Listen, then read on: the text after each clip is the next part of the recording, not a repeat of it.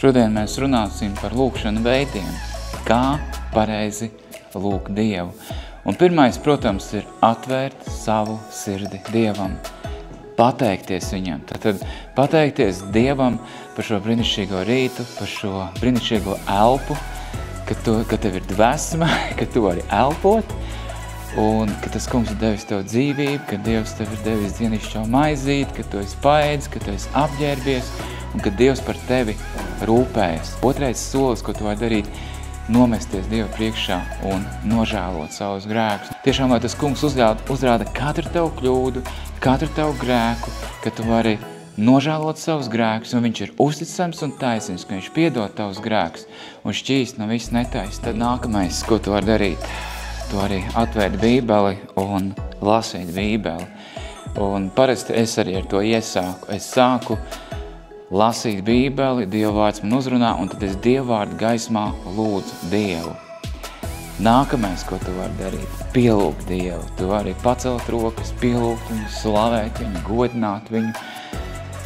Vienkārši atzīt, ka Dievs ir Dievs tavā dzīvē, ka viņš ir kungs, ka viņš ir ķēniņš.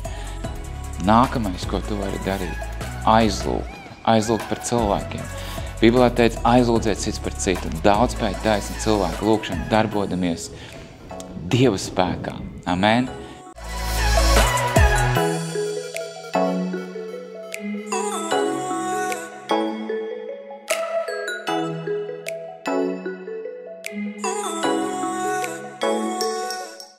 Lūkšana, tas ir dialogs ar Dievu. Tas nav monologs, ka mēs vienkārši lūdzam, un tad ir tāds jautājums, vai mani dzird, vai mani nedzird. Dievs dzird. Kāpēc? Tāpēc, kad viena no īpašībām, viņa vārds Jehova Šama, klātsošais Dievs, tas nozīmē to, ka Dievs tevi dzird. Viņš dzird visu, ko tu lūdz. Tad tas ir dialogs ar Dievu. Dievs dzird, vai ir atbildētas lūkšanas? Ir atbildētas lūkšanas. Dievs atbild. Ir tik daudz liecību šodien, kā Dievs atbild, kā Dievs palīdz. Un to es redzu vienkārši arī raidījumos, kas lūdz par cilvēkiem. Ļoti daudz cilvēku tiek dziedināti no daudz dažādām slimībām. Gan no vēža, gan no kaulu slimībām, gan no sirds slimībām, gan no ādas slimībām. Jebkāda būtu slimība, tas kungs dziedina, tāpēc, kad Bībelē teica, ja mūsu ticība būs kā sinepju graudiņš, mēs varēsim pateikt tam kalnam pacelies, viņš pārcelsies. Un tāpēc mums arī no draudzes māsa Kristu viņa liecināja, kad viņa skatījās tavu raidījumu, un tu varbūt tur teica kādas vārdas, viņa saka, es tagad aizmirsu, vienkārši kādas vārdas no Dieva iedvesmots, un es saņēmu tajā brīdī dziedināšanu. Tā kā Dievs darbojās, ir vajadzīga maza ticība, lai notiktu liels brīnums tavā dzīvē. Tā kā sinepju graudiņš, un kalni tiks pārcelti, lūkšanas tiks atbildētas, un jūs būsiet bagātīgi svētīti, laimīgi cilvēki kopā ar Jēzu. Paldies, mīļie brāļi un māsas Kristu, ka jūs skatāties šos raidījumus.